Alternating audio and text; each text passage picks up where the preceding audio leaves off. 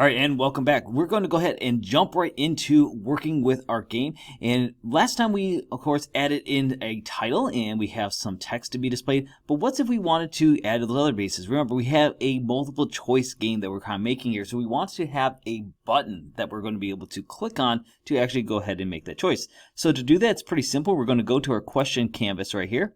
And we're going to go ahead and choose to right click. We're going to do a UI. And we can see we have now a button. Text Mesh Pro, and we just click that and you'll see it automatically adds it for us. Now one thing is if your button is not showing here, you may want to check your canvas order. So if we look at question canvas and background canvas, you'll notice that they are the same sort order here. And just to make sure that this button is always on top, what I'm going to do is I'm going to go to my question canvas here and I'm just going to increase that sort order to 1, which is going to make sure that this button is brought all the way to the top.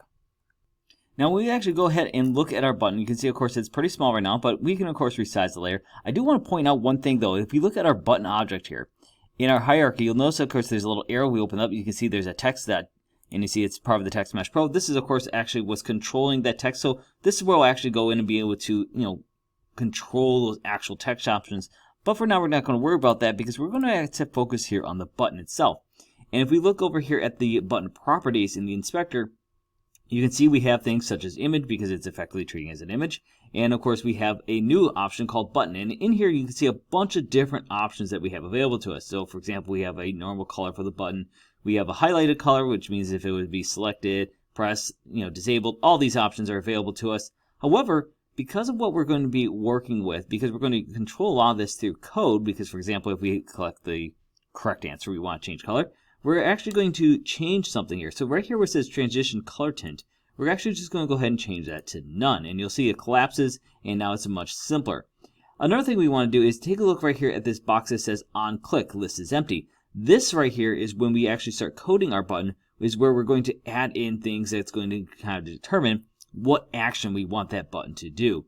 And the last thing I want to point out is this interactable checkbox. And this interactable simply just means that this button is selectable. So for example, if I uncheck it, it would then of course not be an option for me to click on, but I want to leave this here for now because again, I want this to be where I can actually use this button in my game. Now our button right now is pretty basic right now, but we can go ahead and start livening this up.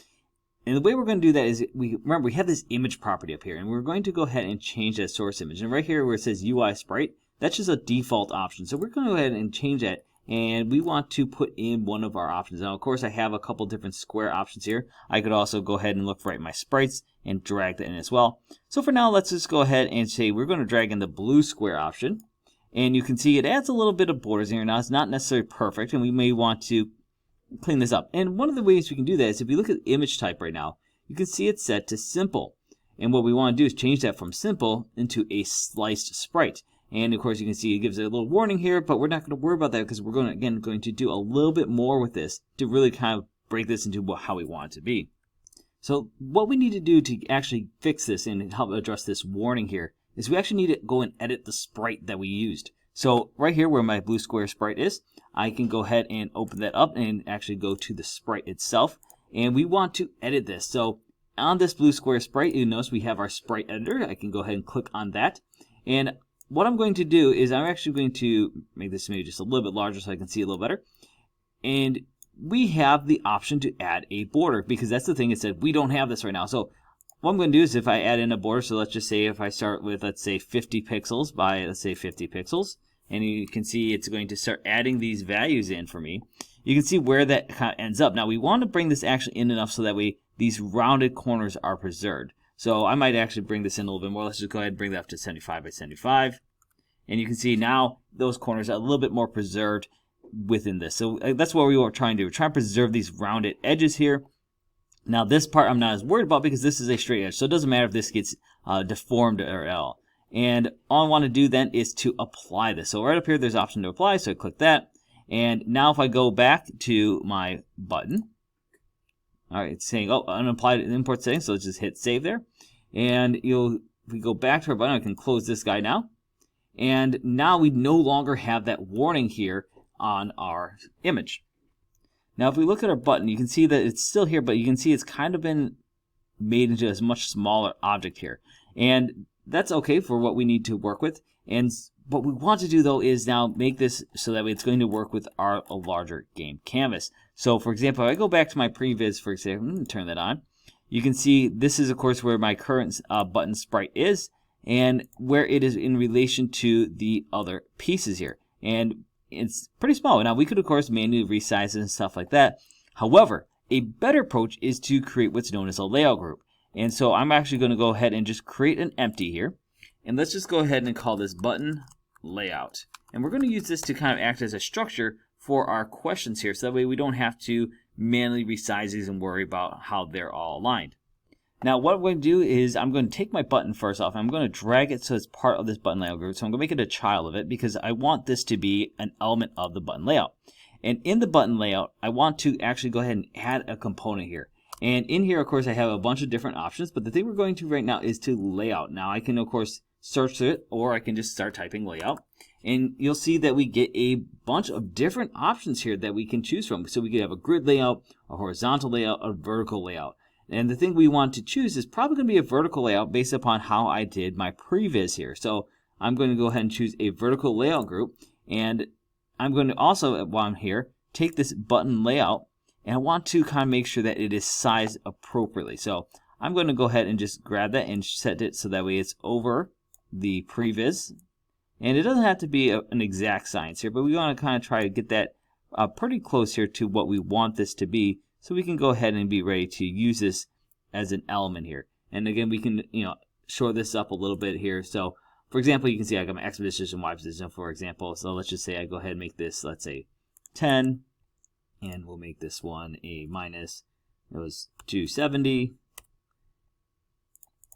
And clean this one up too. And this one as well. Perfect.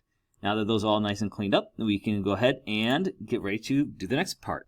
Now before I get into all the options that I have available here with inside my button layout, I first want to make sure I have enough buttons for me to operate with. And in fact, we have 4 options here that we can kind of work with, so I need to have 4 buttons. So I'm just going to click on my button object and do Control D to duplicate, and I want to make sure I have a total of 4 buttons here. So I have button 1, button 2, and button 3. So that's 4 buttons. Now I can go back to my button layout and actually explore these different options. I'm going to go ahead and open up the padding first off, just so I can see all the different things I have available to me. So let's go ahead and explore some of these options. First thing I want to point out is that padding is simply just going to add a buffer to this button layout here. And so for example, if I say to this, I want to have a little bit more buffer here between this. If I go ahead and, for example, let's make this 20, what that's going to do is going to effectively take this button here and move it over 20 pixels.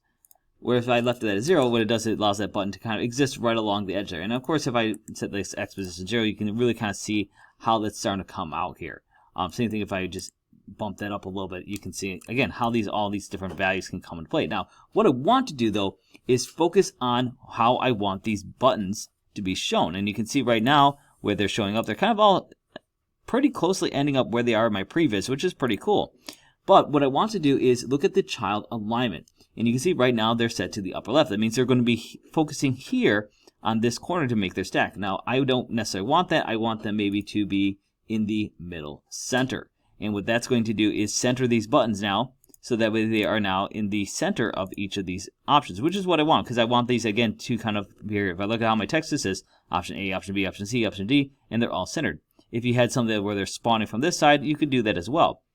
But going back to our arrangement here, one of the things we didn't do before was set the width and height of those buttons, and that's because we're going to control it here. So if I choose the width and the height of these, you can see I now have button options that are now appearing here. And of course, now I can control these to expand out. And of course, you can see there's other things like using scale and stuff like that. For example, I can use choose it to expand that width there, so it's forcing it out so that it actually is filling that zone for me, which is pretty awesome.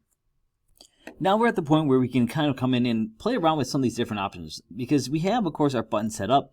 And so, for example, I might say, I want a little bit more spacing in here. So, for example, I might say, I want to space these out a little bit more, or maybe you want a little bit less. And you can, of course, play around with this depending on the graphic you have and stuff like that to kind of really get the look that you want to go for. I'm going to leave mine at 0 because I think these are already pretty nice.